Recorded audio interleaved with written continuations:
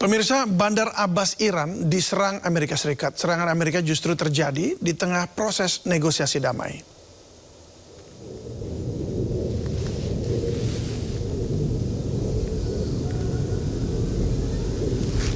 Amerika menyerang Bandar Abbas Iran dan serangan menargetkan drone dan fasilitas militer Iran yang diduga mengancam kekuatan militer Amerika dan pelayaran di Selat Hormuz.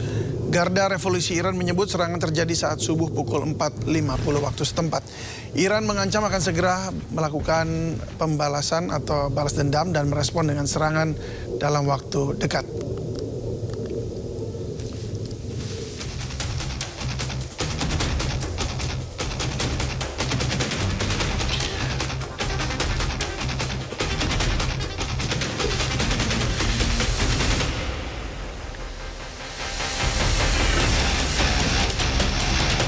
Tak berselang lama, Iran melaporkan 3 ledakan baru terjadi di pelabuhan Bandar Abbas. Lokasi Bandar Abbas dekat dengan Selat Hormuz.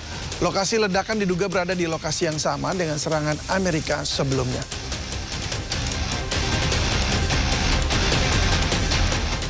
Ya, Angkatan Laut Garda Revolusi Iran mengusir kapal Amerika Serikat yang mencoba menerobos masuk ke Selat Hormuz.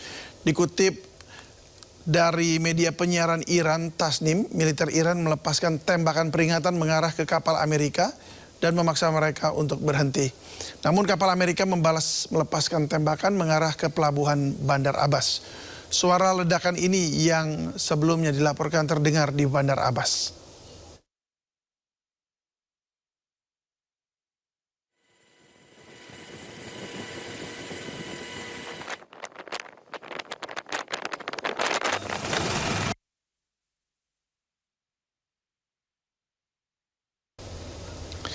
Setelah diplomasi tidak membuahkan hasil, Amerika membombardir Bandar Abbas. Iran berjanji akan membalas serangan tersebut. Sementara Oman diancam untuk tak mendukung Iran mengelola Selat Hormuz. Dan sampai kapan perang akan berlangsung? Kita akan membahasnya bersama diplomat senior yang juga adalah Direktur Eksekutif Center for Diplomacy, Play Priyatna. Selamat sore, Pak Priyatna. Selamat sore, Mas. Selamat sore. Kedengaran? Kedengaran, Pak. Terima kasih, Pak, untuk waktunya sore ini. Pak, Bandar Abbas dibombardir karena ya diduga ini diplomasinya stuck. Jika seperti ini, apa kemungkinan terburuknya dalam beberapa minggu ke depan ini? Ya, eskalasinya akan semakin meningkat. Ketidakpastian mengenai kelanjutan gencatan senjata juga tidak pasti ya. Jadi ini semakin buruk proyeksinya karena perang menjadi salah satu solusinya bagi Amerika, sementara mereka juga minta perpanjangan 60 hari itu sebetulnya sangat sulit karena harus mendapat otorisasi dari Kongres. Nah ini juga tidak bisa gitu loh. Halo? Ya, halo. Ya, Ya, Pak. jadi ini agak mengkhawatirkan karena yang satu dua-duanya tidak bisa menahan diri gitu. Amerika juga mengatakan ingin berunding tapi sesungguhnya ingin berperang. Nah, Iran juga pastinya akan melakukan perlawanan. Nah, ini serangan AS ke Bandar Abbas diduga karena sebelumnya juga diberi tembakan peringatan di tengah-tengah sedang negosiasi damai. Nah, apakah ini memang serangan seperti nilai tawar untuk menekan begitu atau bagaimana, Pak? Kalau dalam diplomasi? Iya. Jadi kalau menurut saya ini memang bahasa yang menginginkan perang karena ruang untuk perundingan, ruang untuk melakukan negosiasi sebagaimana yang diminta itu tidak mungkin dipenuhi gitu. Jadi dia tidak ada pilihan lain, dua belah pihak ini ya sudah melakukan proxy war yang terbatas, yang terkendali dengan tadi peringatan ataupun dengan saling menghantam dengan sebagai cara untuk bahwa kami ada dan ayolah Anda ingin berperang ataukah Anda ingin berunding. Jadi titik ini yang menurut saya belum akan ketemu karena pihak Iran sendiri dan pihak Amerika juga ngotot dengan tuntutannya yang tidak masuk akal kadang-kadang gitu. Apakah ini masuk dalam istilah negotiating while fighting begitu? Ya ini sesuatu yang menurut kita juga nggak ada negotiating while fighting gitu, fighting under negotiation gitu kan juga nggak bisa gitu loh, ya kan? Ada sebuah sebuah keadaan yang menurut kami melihatnya di sini sulit gitu. Bagaimana menawarkan sebuah kondisi damai, sebuah titik temu, sementara di bawahnya melakukan tawuran gitu, perang. Nah ini juga sesuatu yang sulit dikenali gitu, mencari kesepakatan yang sangat sulit, sementara di medan perangnya itu di lapangan di bawah itu bertempur gitu. Bagaimana bisa melakukan sebuah memberikan kompromi dan konsesi gitu loh ya. Dan itu persoalannya kan. Kalau tidak ada kompromi, tidak ada konsesi ya tidak mungkin bisa katakanlah berdamai gitu. Ya baik. Ini kalau Bapak mungkin Pak Priyatna sempat mempelajari juga poin-poin yang sering sekali diajukan oleh Iran dan juga diajukan oleh Amerika gitu ya. Dan kita sudah tahu udah pasti pengelolaan Selat Hormuz itu juga jadi persoalan, lalu kemudian nuklir itu juga jadi hal yang tidak mencapai titik temu begitu atau tidak ada kesepakatannya sampai di situ.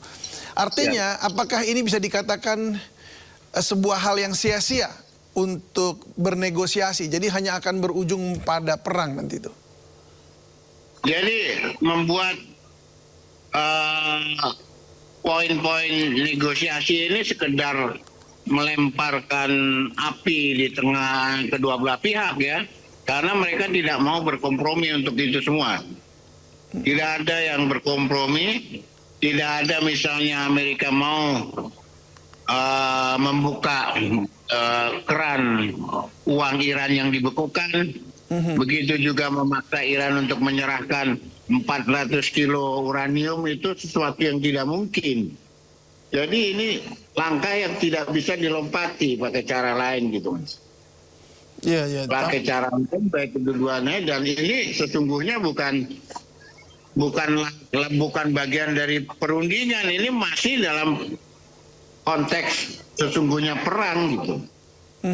Ini perang yang tidak bisa dihentikan melalui sebuah perpanjangan tangan di meja perundingan gitu. Iya, sementara Iran dengan Amerika Serikat ini tidak ketemu hasilnya, nggak ada dalam meja perundingan pun tampaknya gagal begitu ya. Di sisi lain juga Israel, ya serangan udara Israel kembali menghantam sejumlah kawasan kamp pengungsian Gaza Palestina. Sementara Perdana Menteri Israel Benjamin Netanyahu mengklaim pasukannya kini telah menguasai sebagian besar wilayah Gaza dan bertekad memperluas kontrol militer di sana. Kita simak dulu informasinya.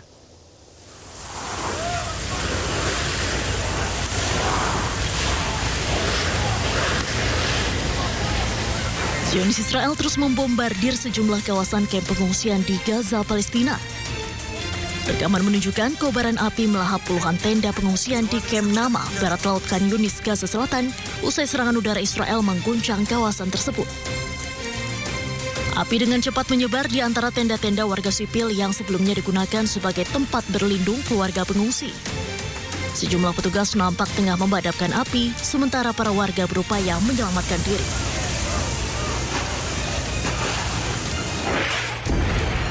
Di wilayah lain, serangan udara Israel juga menghantam bangunan permukiman di kamp pengungsi Al-Shati, bagian barat kota Gaza.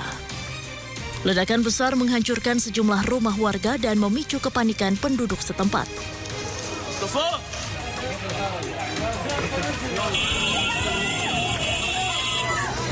Di wilayah Al-Zaitun, serangan terbaru dilaporkan menewaskan seorang warga Palestina dan melukai sejumlah orang lainnya.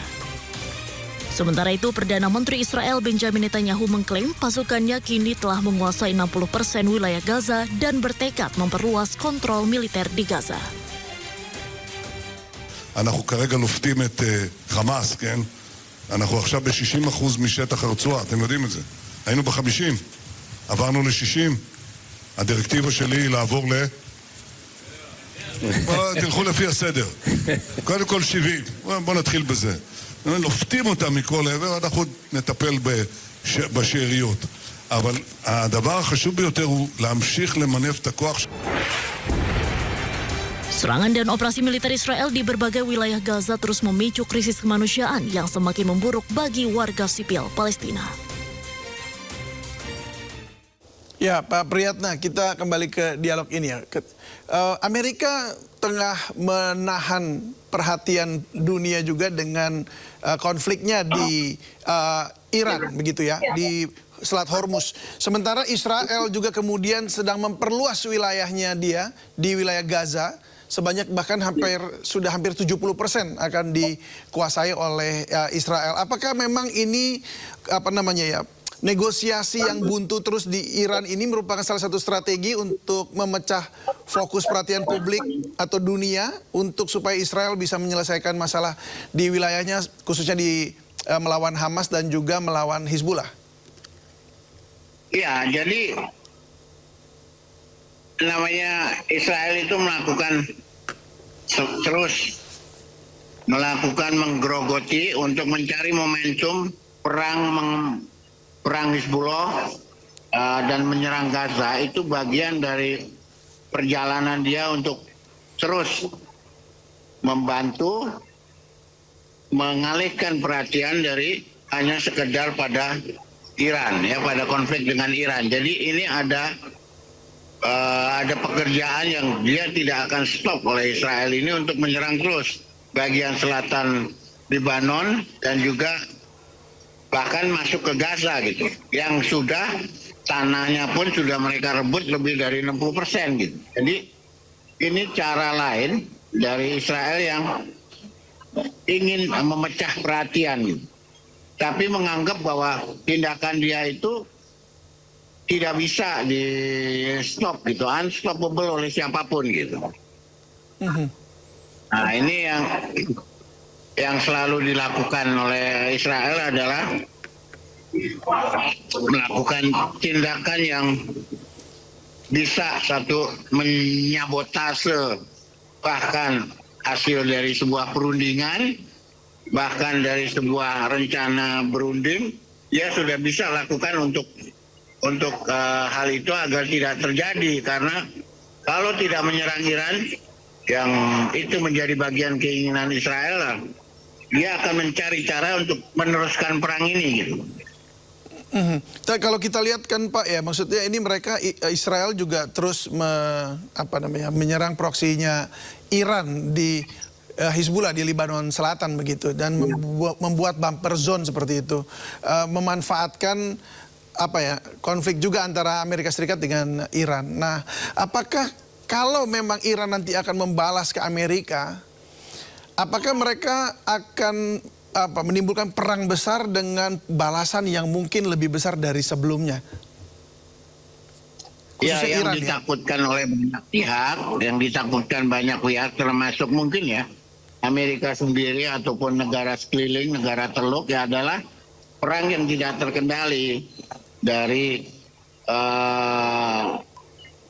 perbuatan bersama Amerika dengan Israel ini. Kan intinya itu, Amerika berbagi perang dengan Israel untuk memerangi tidak hanya Iran tapi juga wilayah lain, Lebanon, Palestina, ya, Gaza, di pinggiran itu digempur juga terus dengan segala cara agar mereka melihat sebuah fakta yang dilakukan Israel itu didengar Amerika dan dilakukan untuk menyerang negara lain, menyerang Iran maupun menyerang Lebanon, ya, gitu. Baik Pak, jika memang kemudian nanti Iran akan memberikan serangan balasan, ini tentu akan kembali mempengaruhi Selat Hormuz, dan itu kemudian akan mempengaruhi pasokan energi dunia termasuk buat Indonesia. Nah, apakah Indonesia harus mulai mengantisipasi lonjakan harga energi dan pangan yang akan kemungkinan terjadi?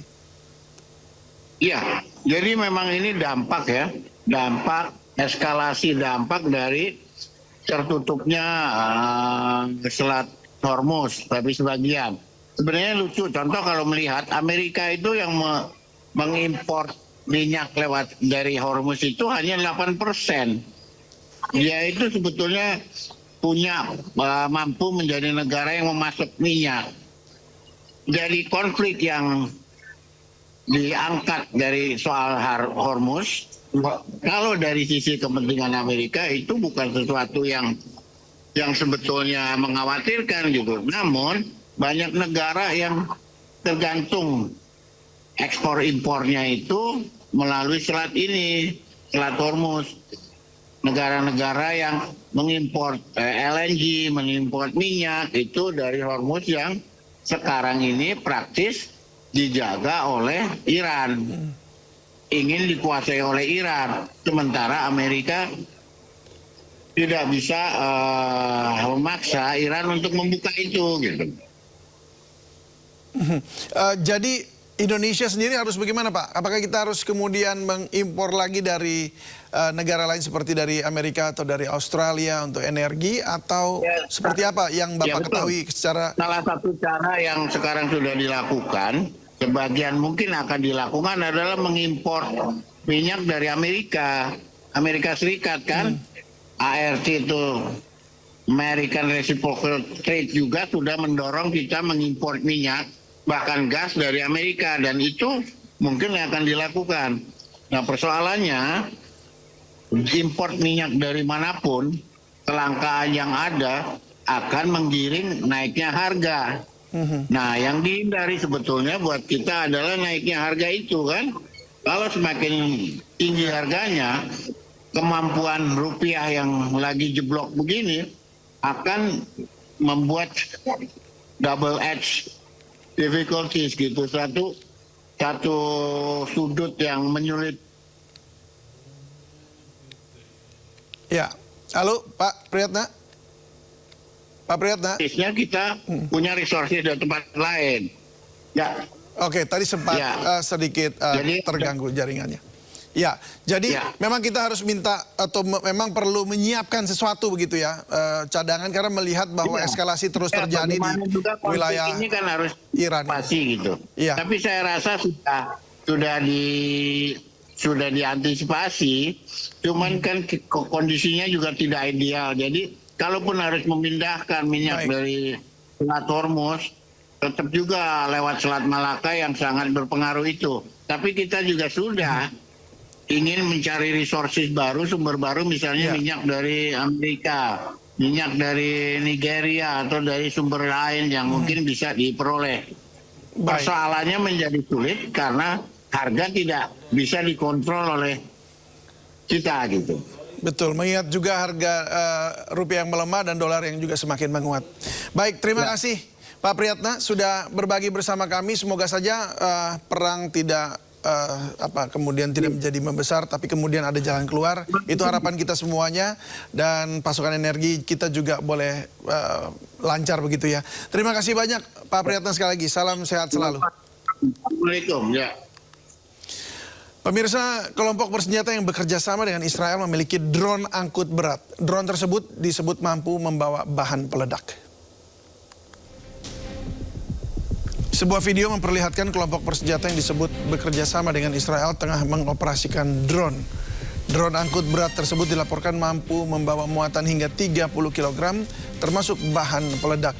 Media Israel menyebut drone ini berada di Gaza. Sebelumnya drone berhasil masuk ke Gaza atas persetujuan otoritas Israel.